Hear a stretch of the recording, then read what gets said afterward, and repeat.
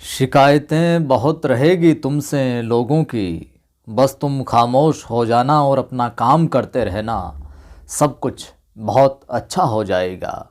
नमस्कार, जय हिंद। मैं हूं आपका दोस्त कवि आदि गणेश। स्वागत करता हूं और प्रारंभ करते हैं कक्षा 11 की जो हमने अंतरा भाग एक पुस्तक प्रारंभ कर रखी है। ग्रेड फर्स्ट और सेकंड दोनों के लिए निःशुल्क रूप से जो पाठ्यक्रम करवा रहे हैं उनमें आज उसका जो 15वां अध्याय है महादेव वर्मा वाला, उसका दूसरा पार्ट देखेंगे। पहले पार्ट के अंदर हमने इनके परिचय को और कुछ परिचय से संबंधित इन गीतों के जो संदर्भ से बनने वाले सवाल है उनको अच्छे से देख लिया था।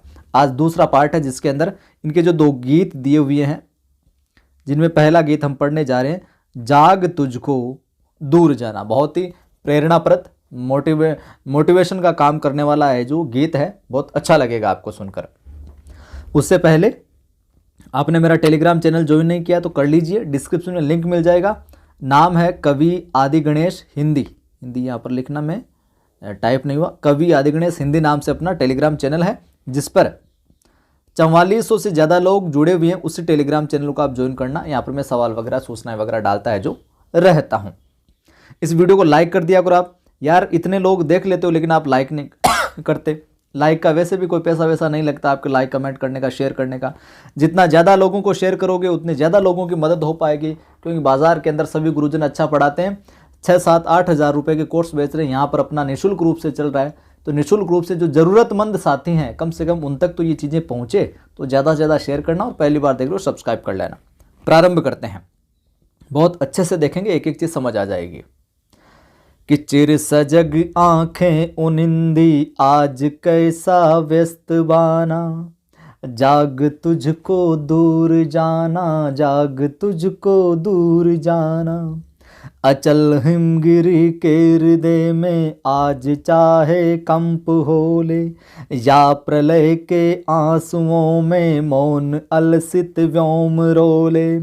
आज पिया लोक को डोले तिमिर की घोर छाया, जाग कर विद्युत शिखाओं में निठुर तूफान बोले। पर तुझे है नाश पथ पर चिन्ह अपने छोड़ आना, जाग तुझको दूर जाना, जाग तुझको दूर जाना। इन शब्दार्थों के साथ में इस काव्यांश का है जो हम भावार्थ देखते हैं। चिर जो यहाँ पर शब्द है, चिर का अर्थ होता है हमेशा, लंबे काल से। चिर यानी हमेशा। सजग सावधान, सजग की सजग हो जाओ, साव यानी सावधान हो जाओ।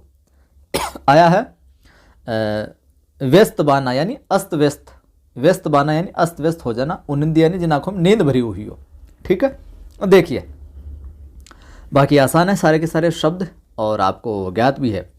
यहाँ पर देखिए जैसे जैसे आगे पढ़ते जाएंगे देखते जाएंगे कि चिर सजग आंखें उनिंदी आज कैसा व्यस्त बाना, जाग तुझको दूर जाना। इस व्याख्या में देशवासियों का आह्वान करते हुए ये कहती है देश के लोगों से क्या कि चिर सजग आंखें उनिंदी आज कैसा व्यस्त बाना, कि ए वीर तू जाग, अभी तेरी मंजिल बहुत दूर है, तुझे बहुत दूर तक जाना है। तू तो हमेशा सजग रहने वाला था, तू हमेशा सजग रहने वाला था, सावधान रहने वाला था। आज तेरी आंखों में नींद कैसी है, और आज तेरी जो ये वेशभूषा है ये अस्त व्यस्त क्यों हो रही है। यानी कि तुम्हारा लक्ष्य तो भी बहुत दूर है, मार्ग भी बहुत लंबा है और मार्ग में कई रुकावटें आएंगी, लेकिन इस लंबे मार्ग में तो आज आलस्य से क्यों भरा हुआ। आंखें उन्हें तुम्हारी आंखों के अंदर नींद क्यों भरी हुई, यानी कि आलस्य क्यों भरा हुआ है। चलने में कठिनाइयां तो मार्ग में आएगी, लेकिन तुम्हें अपने आलस्य को त्याग कर क्या है, जाग तुझको दूर जाना, इस आलस्य को त्याग कर है जो तुम्हें आगे बढ़ते रहना है। जो चिर सजग आंखें उनंदी आज कैसा व्यस्त बाना, जो हमेशा मोटिवेट रहती थी, जो सजग सावधान रहती थी हमेशा आंखें, आज उनमें ये आलस्य क्यों है, ये ठहराव क्यों है। जीवन के अंदर कठिनाइयाँ आएगी, उबड़ खाबड़ रास्ते मिलेंगे आपको, लेकिन तुम्हें इन सब से क्या है, घबराना नहीं है। आज तेरी वेशभूषा अस्त व्यस्त क्यों, तुझे घबराना नहीं, तुझे तो बहुत दूर जाना है अभी तक। हिम्मत कर, उठ, चल आगे। आगे देखिए और उदाहरण देते समझाते हुए क्या क्या कहती है कि क्या क्या रास्ते में चीज़ें तेरी आएगी, फिर भी तुम्हें डटकर सामना करता। आगे देखिए कि अचल हिमगिरी के हृदय में आज चाहे कंप होले और या प्रलय के आंसुओं में मौन अलसित व्योम रोले। अचल, अचल यानी स्थिर, अचल का क्या स्थिर हो जाएगा, स्थिर। हिमगिरी यानी बर्फ का पर्वत या फिर हिमालय के लिए आया है ये, ठीक है, बर्फ का पर्वत या हिमालय। और प्रलय, प्रलय यानी उथल पुथल आ जाना, या और अलसित जो आया, अलसित यानी आलसी, और व्योम यानी आकाश होता ही है। तो यहाँ पर कवियत्री कहती है अपने महादेवी वर्मा कि अचल, अचल रहने वाला, स्थिर रहने वाला जो दृढ़ हिमालय है, उसके हृदय में भी आज अगर वो भी कांपने लग जाए ना, उसके हृदय में भी चाहे आज कंपन हो जाए भले ही, या फिर प्रलय के आंसू में मौन अलसित व्योम रोले, या फिर मौन आकाश में जो बिल्कुल शांत बैठा, मौन आकाश से भले ही कोई प्रलयंकारी तूफान आ जाए, बहुत आंसुओं की बारिश हो जाए, वर्षा हो जाए, पर तुम्हें क्या है, रुकना नहीं है। तुम्हें अपने दृढ़ निश्चय पर, दृढ़ निश्चय पर जो अडिग रहते हुए आगे है, जो बढ़ते जाना, लक्ष्य को प्राप्त करना है तुम्हें। और आगे देखिए, आगे की जो पंक्तियां कि आज, आज पी आलोक को, आज पी आलोक को डोले तिमिर की घोर छाया, जाग कर विद्युत शिखाओं में निठुर तूफान बोले। आगे यहां पर कवियत्री क्या कर रही है कि चाहे चारों ओर कितना ही घना अंधकार क्यों नहीं छा जाए, आज पी आलोक को डोले तिमिर की घोर छाया, जो तिमिर यानी अंधेरे की जो घोर, अंधकार की जो घोर छाया, वो चाहे आलोक को, प्रकाश को पी क्यों ले, यानी चारों उसको मिटाए क्यों नहीं, प्रकाश को चारों तरफ, यानी कि अंधकार क्यों न छा जाए, भले ही रोशनी को निगल ले वो अंधकार, पी जाए उसको, अथवा यूं हो सकता है कि ये सारा का सारा अंधेरा अंधेरा हो जाए पूरी तरीके से, या फिर जाग कर विद्युत शिखाओं में निठुर तूफान बोले, या फिर बिजली की गड़गड़ाहट से, जाग कर बिजली गड़गड़ाहट से चाहे भयंकर कठोर एक विनाशकारी तूफान क्यों नहीं आ जाए। यानी कि अगर इतना तीव्र तूफान भी उठ जाए ना, आंधी आ जाए, वर्षा आ जाए, वज्रपात हो जाए, इस तरह की भयंकर घटनाएं भी आ जाए ना, तो ये तेरा मार्ग है जो रोक नहीं सकते तुम्हें, जो आगे बढ़ते जाना, घटित होकर तेरा मार्ग है जो रोक ले बल्ले, लेकिन फिर भी तुझे क्या है, आगे बढ़ते हैं जो जाना है। पर तुझे है नाश पथ पर चिन्ह अपने छोड़ आना, जाग तुझको दूर जाना, जाग तुझको दूर जाना। आगे पंक्ति में कवित्री क्या कहती है, क्या कहती है कि हे राष्ट्रभक्त, हे देश के युवा नौजवान, तुम ये जो नश्वर संसार है, तुझे इस नाश पथ पर, इस नश्वर संसार का जो नाशवान पथ है ना, जो हमेशा नष्ट होने वाला है, क्षणभंगुर, ये समझिए नाश होगा ये, इस पर वीरता के साथ में, शौर्य के साथ में, साहस के साथ में तुझे अपना क्या है, बलिदान देना, अपना इस तरीके का काम करना है कि अपने जो निशान है, अमर निशान है, जो तुझे छोड़ने हैं यहाँ पर, ताकि जो अन्य लोग तुम्हारे इस वीरता के कामों पर, शौर्य के कामों पर उसका अनुगमन कर सके, अनुसरण कर सके। तो हे वीर, तुझे तो अभी बहुत आगे तक जाना है, तुम्हारा लक्ष्य तो बहुत बड़ा है, तुम्हें अपने लक्ष्य को प्राप्त करने के लिए निरंतर आगे बढ़ना चाहिए, निरंतर आगे बढ़ते हैं जो जाना है, जाग तुझको दूर जाना, उठो तुम अपने काम में है जो लगे रहो। तो ये था अपना यहाँ पर पहला जो काव्यांश है ये। इसमें हम बात करें तो विशेष बातें अगर देखें तो प्रेरणा और एक तरीके के ललकार का स्वर है यहाँ पर, और ओजगुण, ओजगुण देखने को है यहाँ पर मिलेगा, ठीक है। और कंप होले रिश्ते के शब्द आ रहे हैं यहाँ पर, डोले तिमिर निठुर तूफान बोले, तो ओजगुण वाले लक्षण आप देख सकते हो यहाँ पर। और यहाँ पर बलिदान के रास्ते में आप जब कुछ विशेष करना चाहते हो, बलिदान के रास्ते में आने वाली जो कठिनाइयाँ है ना, उनसे विचलित नहीं होना आपको, इस प्रकार का मोटिवेशन यहाँ पर है जो दिया जा रहा है। आगे देखिए, आगे की पंक्तियों में हम देखें तो बांध लेंगे क्या तुझे ये मोम के बंधन सजीले, और पंत की बाधा बनेंगे तितलियों के पर रंगीले, विश्व का क्रंदन भुला देगी मधुप की मधुर गुनगुन, क्या डुबो देंगे तुझे ये फूल के दल ओस गीले, तू न अपनी चाह को अपने लिए कारा बनाना, जाग तुझको दूर जाना, जाग तुझको दूर जाना। यहाँ पर क्या है, जो वही बात है पहले वाले प्रसंग पूरे गीत के अंदर, देशवासियों क्या मार्ग की जो बाधाएं हैं, जो आकर्षण है, उनसे क्या बाधाओं को डटकर मुकाबला करना है। जो भी रास्ते के आकर्षण आ रहे हैं उनको क्या सजग रहते हुए उनसे आकर्षित नहीं होना है, उनसे सावचेत रहना है अपने को, उसी की व्याख्या यहाँ पर कर रही है। जैसे कि मोम के बंधन, बांध लेंगे क्या तुझे ये मोम के बंधन सजीले, पथ की बाधा बनेंगे तितलियों के पर रंगीले। मोम के बंधन से यहाँ पर तात्पर्य घर परिवार का जो प्रेम है, जो मोह माया में फंसा हुआ जो बंधन है वो। पंथ यानी रास्ता हो ही जाएगा यहाँ पर, ठीक है। और तितलियों के पर से यहाँ पर हम ले सकते हैं अर्थ, तितलियों के पर से अर्थ हो जाएगा यहाँ पर सौंदर्य का आकर्षण, जो भी सुंदर चीज़ें जो आकर्षित करने वाली है, तो सौंदर्य का आकर्षण कह सकते हैं यहाँ पर, ठीक है। ये है तो यहाँ पर जो स्वतंत्रता संग्राम में जो भाग लेने जाने वाले जो वीर हैं, जागरण का गीत है ये, तो उसमें उन लोगों को संबोधित करते हुए क्या कहती है कि बांध लेंगे क्या तुझे ये मोम के बंधन सजीले, कि बांध लेंगे क्या तुझे ये मोम के बंधन सजीले, कि वो उन वीरों को कहती है कि क्या ये मोम के समान जो कोमल और सुंदर जो पारिवारिक, जो सुंदर लगने वाली पारिवारिक जो प्रेम बंधन तुझे क्या बांध लेंगे क्या, अर्थात तुम्हें ये कोमल जो प्रेम के बंधन है ये आगे बढ़ने से है जो रोक सकते हैं, लेकिन तुम्हें क्या रुकना नहीं है। और पंथ की बाधा बनेंगे तितलियों के पर रंगीले, और पंथ की बाधा यानी कि रंग बिरंगी तितलियां, यानी कि जो सुंदर युवतियां हैं, वो जो आकर्षण का कारण, वो तुम्हारे रास्ते में बाधा डालने का कितना ही प्रयास करे भले, लेकिन तुम्हें उन बहुरंगी पंख अर्थात उनका सौंदर्य तुम्हारे मार्ग को रोकने कितनी भी कोशिश करे, तुम्हें है जो क्या है रुकना नहीं है, आगे है जो बढ़ते जाना है साहब। तो इन पंक्तियों का अर्थ भावार्थ ये हो जाएगा, ठीक है। आगे वाली पंक्तियां देखिए कि विश्व का क्रंदन भुला देगी मधुप की मधुर गुनगुन, क्या डुबो देंगे तुझे ये फूल के दल ओस गीले।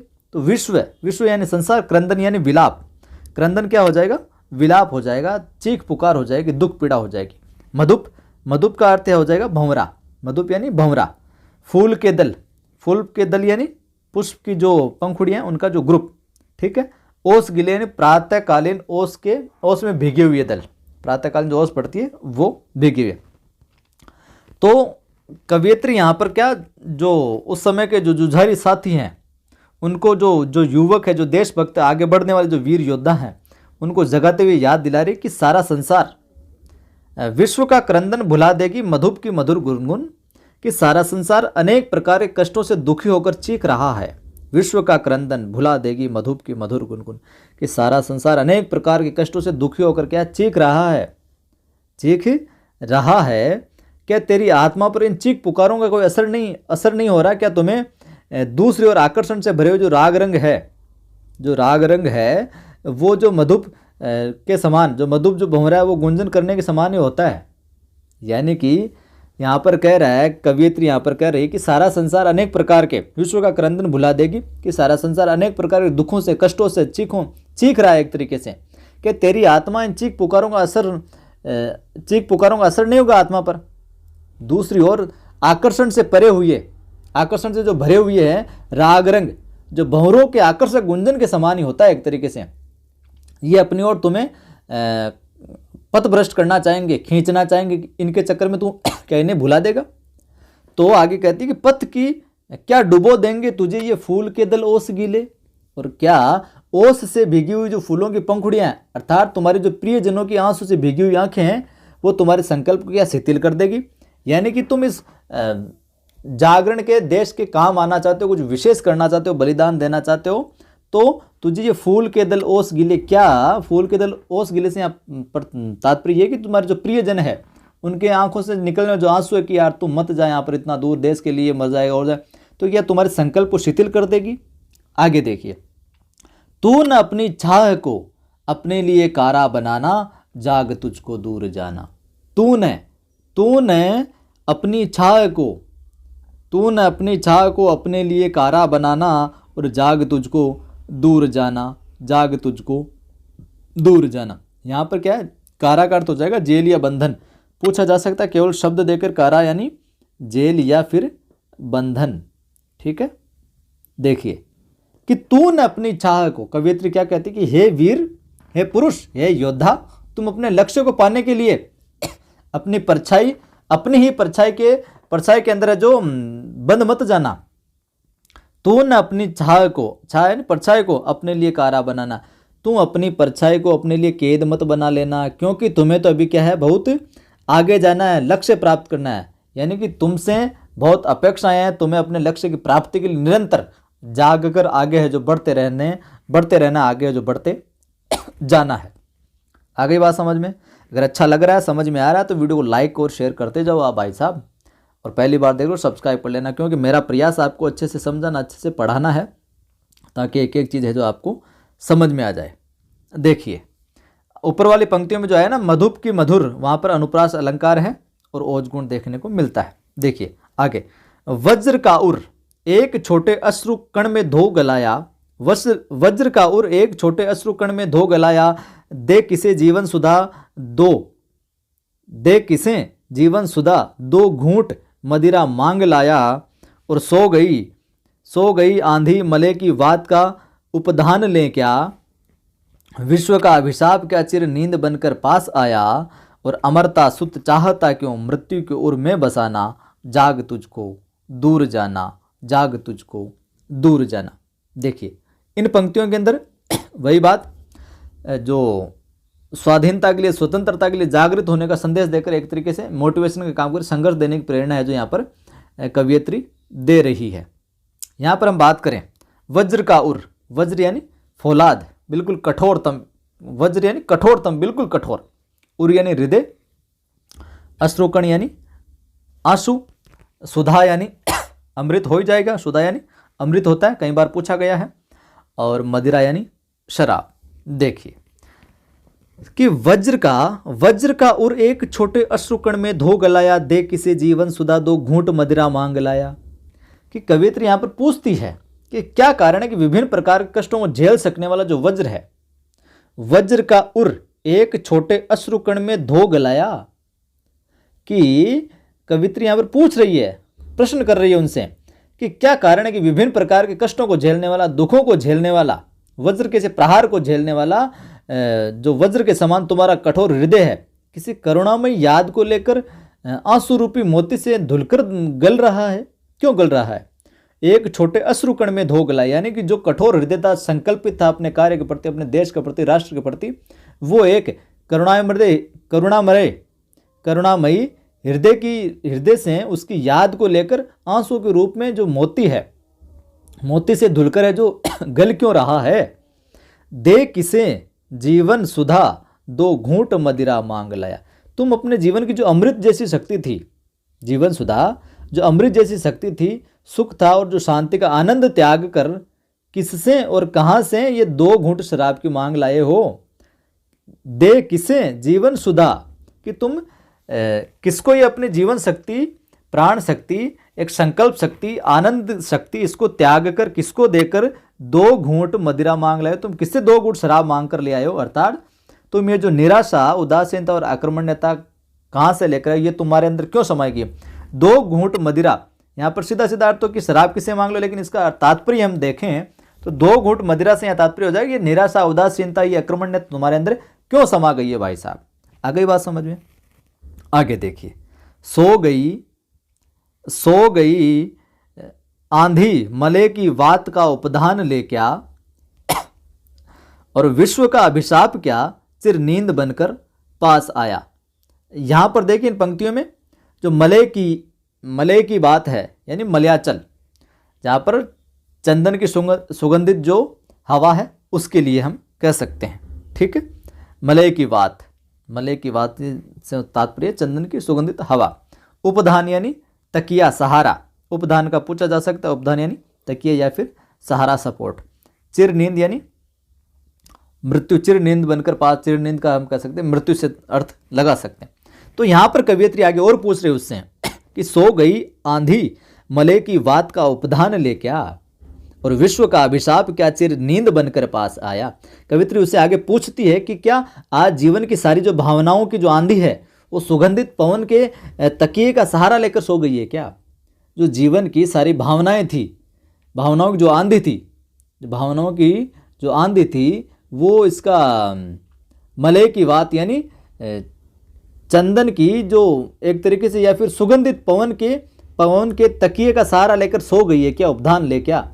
मले की बात का सुगंधित वात का उपधान यानी तकिए का उसका सहारा लेकर सो गई है क्या, यानी कि क्या तुम कोमलता के आगोश में आकर, इन कोमल विचारों को सोचकर, कोमल यादों को सोचकर, कोमलता के आगोश में आकर अपने क्रांतिकारी जो परिवर्तित थी, जो संकल्प था उसको खो बैठे हो। और विश्व का अभिशाप क्या चिर नींद बनकर पास आया। आज तुम्हारी तीव्र जो अनुभूतियां थी, अनुभूति में जो शीतलता और धीमापन क्यों आ गया ये देख तो सही। आज समस्त संसार के अभिशाप ही साकार रूप धारण करके तुझे सदैव के लिए चिर निंदा में सुलाने आ गए हैं। विश्व का अभिशाप क्या चिर नींद बनकर पास आया, कि विश्व के अंदर जो विश्व का जो अभिशाप, विश्व की जो शीतलता है, जो अनुभूति है, जो विपरीत परिस्थितियां हैं, यह अभिशाप बनकर के साकार रूप में ही तुम्हारे अंदर एक तरीके से मृत्यु बनकर आ गया तुम्हारे पास, जो तुम्हें किसी तरह लायक है, जो नहीं छोड़ा है यहाँ पर। आगे कवित्री क्या कहती है कि अमरता सुत चाहता क्यों, अमरता सुत चाहता क्यों, मृत्यु को उर में बसाना और जाग तुझको दूर जाना, जाग तुझको दूर जाना। कवित्री कहती है कि हे अमर देवताओं की संतानों, अमरता सुत यानी अमर देवताओं की संतानों, क्यों मृत्यु को उर में बसाना और जाग तुझको दूर जाना। कवित्री यहाँ पर कहे कि अमर देवताओं की संतानों, वीरों योद्धाओं, तुम अमर पुत्र हो यार। आज तुम भी आश्चर्यजनक रूप से मृत्यु को अपने हृदय में स्थान देने के लिए क्यों तत्पर हो गए हो, यूं ही क्यों मृत्यु को उर में बसाना, कि तुम तो अमर पुत्रों की संतान, अमर देवताओं की संतानें हो, वीरों के पुत्र हो, अमर पुत्र हो तुम तो, और आज तुम आश्चर्यजनक रूप से, आश्चर्यजनक तरीके से क्यों इस तरीके से अपने हृदय में, मृत्यु को अपने हृदय में स्थान देने के लिए तैयार हो गए, तत्पर हो गए हो, उत्कट हो गए हो। अतः तुम्हें तो आलस्य और जो आक्रमण्यता है ना, इसको त्याग कर अपने पथ पर क्या है, आगे बढ़ते जाना है भाई साहब, इनसे रुकना नहीं है। तुम्हें अभी बहुत दूर तक जाना है, सचेत होकर आगे बढ़ते रहना है, अपने लक्ष्य को है जो प्राप्त करना, अपने लक्ष्य तक है जो पहुंचना है। इन सबको अपने हृदय में बसाओगे तो आगे है जो बढ़ नहीं पाओगे। आगे की पंक्तियां देखिए साहब, आगे की पंक्तियां इस प्रकार है कि कह न ठंडी सांस में अब भूल व जलती कहानी, कह न ठंडी सांस में अब भूल व जलती कहानी, और आग हो उर में तभी दृग में सजेगा आज पानी, हार भी तेरी बनेगी माननी जय की पताका, राख क्षणिक पतंग की है अमर दीपक की निशानी, है तुझे अंगार सैया पर मृदुल कलियां बिछाना, और जाग तुझको दूर जाना, जाग तुझको दूर जाना। यहाँ पर देखिए वही और तरीके से जगाने का भाव है उनके अंदर। तो यहाँ पर जो आया अपने दृग का अगर पूछ ले आपको तो ध्यान में रखना, दृग माने नेत्र, क्या नेत्र, उर यानी हृदय होता है। तो यहाँ फिर से कवियत्री अमर जो बलिदानीय है उनको कहती है, कह न ठंडी सांस में अब भूल व जलती कहानी, आग हो उर में तभी दृग में सजेगा आज पानी। कि है अमर बलिदानियों, हे योद्धाओं, ये वीरों, तुम अपने पुरखों की जो शौर्य है, पुरखों का जो शौर्य है, जो उनकी वीरता, उन पराक्रम की जो कहानियां है, उनको भूलो मत। निराश होकर उन कहानियों को ठंडी आग भरते हुए मत सुनाओ। कहे न ठंडी सांस में अब भूल व जलती कहानी, कि तुम अपने जो पूर्वज है, अपने जो पुरखे हैं, उनकी जो वीरता शौर्य की जो कहानियां हैं उनको भूलो मत, और निराश होकर, कहे न ठंडी सांस में यानी निराश होकर उन एक तरीके से ठंडी आग भरते हुए निराशा से, आलस्य से उन कहानियों को मत सुनाओ। आग हो उर में तभी दृग में सजेगा आज पानी। कवियत्री कहते हैं यदि तुम्हारे हृदय में, यदि तुम्हारे दिल में, यदि तुम्हारे मन के अंदर आग है ना, उत्साह है ना, तभी तुम्हारी आंखों में क्या आंसू सज पाएंगे, वरना आंसुओं का कोई मोल नहीं, कोई अस्तित्व नहीं, कोई नहीं पूछेगा इन आंसुओं को। क्योंकि मन में जितनी दृढ़ता होगी ना, उतनी ही आंखों में आत्मसम्मान की भावना आएगी। आग हो उर में तभी दृग में सजेगा आज पानी, यानी कि मन में जितनी दृढ़ता होगी ना, तभी आंखों के अंदर आत्मसम्मान की जो भावना जगेगी। इसका तात्पर्य यह है। यहाँ पर आगे देखिए कि हार भी तेरी बनेगी माननी जय की पताका, हार भी तेरी बनेगी माननी जय की पताका, राख क्षणिक पतंग की है अमर दीपक की निशानी। जय की पताका यानी विजय ध्वज, झंडा। आगे कवियत्री क्या कहते हैं, यदि ऐसी स्थिति में तुम्हें अगर हार का भी सामना करना पड़े ना, तो ये तुम्हारे स्वाभिमान की विजय की पताका के समान होगी। हार भी तेरी बनेगी माननी जय की पताका। अगर इस तरीके की परिस्थिति आ जाए और फिर उसके अंदर अगर तुम्हारी हार हो, अगर तुझे हार का भी सामना करना पड़े अगर, तो वो भी क्या बनेगी, एक तरीके से माननी जय की पताका, यानी तुम्हारे लिए स्वाभिमान की विजय पताका के समान होगी। स्वाभिमान की विजय पताका बनेगी, अर्थात तुम्हारा स्वाभिमान सदा है जो सुरक्षित रहेगा, तुम्हारा बलिदान है जो व्यर्थ नहीं है, जो जाएगा। राख क्षणिक पतंग की है अमर दीपक की निशानी। कि प्रेमी पतंगा, जो प्रेमी पतंगा होता है वो बलिदान के बाद उसकी राख ही है जो उसके दीप प्रेम का है, जो अमर संकेत है। पतंगा तो नष्ट हो जाता है दीपक में जलकर, लेकिन उसका अमर जो निशानी क्या है, वो बलिदान की जो राख है, उसकी राख ही वो दीपक के प्रति प्रेम का क्या अमर संकेत है एक तरीके से। और तुम्हें भी पतंगे के समान अपना बलिदान देकर अमर होना है। तुम्हें भी क्या पतंगे के समान अपना बलिदान देकर क्या अमर होना है। ये यहाँ पर वीरों से कह रहा है। आगे देखिए, है तुझे अंगार शैया पर मृदुल कलियां बिछाना, है तुझे अंगार शैया पर मृदुल कलियां बिछाना, जाग तुझको दूर जाना, जाग तुझको दूर जाना। अंगार शैया यानी अंगारों की सेज, मृदुल यानी कोमल। तो उन क्रांतिकारी से फिर कहते कि हे क्रांतिकारों, हे देशभक्तों, हे वीरों, हे राष्ट्रभक्तों, तुम्हें तो अंगारों की सेज पर कोमल कलियां बिछानी है तुझे अंगार सैया पर मृदुल कलियां बिछाना, कि तुम्हें तो अंगारों की सेज पर कोमल कलियां बिछानी, अर्थात बलिदान के पथ पर, त्याग के पथ पर, अपने आप को समर्पण के पथ पर अपनी देशभक्ति की कोमल भावनाओं को न्यौछावर कर देना है। अपनी कोमल जो भावनाएं देशभक्ति की इन सैया पर, उनको न्यौछावर करना है। जाग तुझको दूर जाना। कवित्री आगे कहती है कि ये वीरों, तुम जागो और स्वतंत्रता के पथ पर, आज़ादी के पथ पर, स्वाधीनता के पथ पर अभी तुम्हें बहुत दूर जाकर है जो अपना लक्ष्य प्राप्त करना है, बहुत दूर आगे है जो, बहुत आगे तक है जो जाना है। तो ये था अपना जाग तुझको दूर जाना गीत। उम्मीद करता हूँ ये अच्छा लगा होगा। अब इस प्रसंग में हम देखें तो जो अंगार सैया पर मृदुल कलियां है, ये पूछा जा सकता है। अंगार सैया पर मृदुल कलियां कौन सा अलंकार हो जाएगा भाई साहब? मैंने आपको अच्छे से पढ़ाया था, इसमें विरोधाभास अलंकार हो जाएगा। अंगार सैया पर मृदुल कलियां, ये देकर पूछ लिया जाए कौन सा अलंकार, तो हो जाएगा विरोधाभास। अब विरोधाभास अलंकार जब मैंने पढ़ाया था तो अच्छे समझाया। एक तरफ तो आ रही है अंगार सैया और दूसरी मृदुल कलियां, कि अंगार की तो सैया है और उस पर मृदुल कलियां, वो कैसे बिछेगी भाई साहब? ठीक, अंगारों की सेज है और दूसरे तो बिल्कुल मधुर मृदुल कोमल कलियां हैं, तो विरोधाभास की बात हो गई ना। तो कि जल में आग लगा देंगे, तो ये भी विरोधाभास वाली बात हो गई। तो यहाँ पर विरोधाभास अलंकार है जो हो जाएगा, ध्यान में रखना। और पतंगा और जो दीपक का अमर प्रेम है वो बलिदान का प्रतीक बताया गया है। ये पूछ लिया जाए पतंगा और दीपक का जो अमर प्रेम है वो किसका प्रतीक बताया? बलिदान का प्रतीक है जो यहाँ पर बताया गया है। तो उम्मीद करता हूँ ये पहला गीत जो है ये आपको अच्छे से समझ है जो आ गया होगा। तो अगला गीत पढ़ेंगे अगले वाले माफ करें, अगले वाले वीडियो में। तो लगातार से फिर गले में थोड़ी और दिक्कत हो जाएगी। और एक दो कमेंट आए थे कि दिन के 3-3, 2-2, 4-4 पाठ करवाओ, सिलेबस होगा नहीं। तो भाई साहब जब तक विज्ञप्ति निकलेगी और एग्ज़ाम का प्रोसेस, एग्ज़ाम की डेट आएगी ना, उसके लगभग यूँ कहे कि एग्ज़ाम जब होगा उससे 2-3 महीने पहले ये पाठ्यक्रम है जो कंप्लीट हो जाएगा। और इसके अतिरिक्त सारी चीज़ें हैं जो शाम को पैरेलल समानांतर रूप से चलती रहेगी। 11वीं किताब के बाद 12वीं की तो किताबें हैं, थोड़ा सा हमें लगेगा तो थोड़ा सा और बढ़ा देंगे, जितने में अपना गले को भी थोड़ी राहत मिल जाएगी, ठीक हो जाएगा मामला। तो पाठ्यक्रम किताबें सारी कंप्लीट हो जाएगी बहुत समय पहले, एग्ज़ाम के 3-4 महीने पहले ये जो कंप्लीट हो जाएगी। तो वो तो आप निश्चिंत रहिए, बस जुड़े रहें, आप तो जोड़ते रहें। लाइक नहीं किया ना अभी तक तो लाइक कर दो, शेयर कर दो सभी दोस्तों के साथ। पहली बार देखो चैनल को सब्सक्राइब और बेल आइकन क्लिक कर लेना और कमेंट करके बताना चीज़ें समझ में आई कि नहीं आई, आपको पाठ अच्छे से समझ आया कि नहीं आया, बहुत जो मैंने अभी आपको समझाया। और टेलीग्राम चैनल का लिंक डिस्क्रिप्शन में मिल ही जाएगा, कवि आदि गणेश हिंदी नाम से, जिस पर 4400 से ज़्यादा लोग जुड़े हुए हैं, उसको ज्वाइन कर लेना। और आप पढ़ाई को लेकर डिमोटिव रहते हैं, निराशा से अवसाद से घिरे रहते हैं, तो मेरा दूसरा यूट्यूब चैनल है, दूसरा यूट्यूब चैनल उसका नाम है आदि की आवाज़।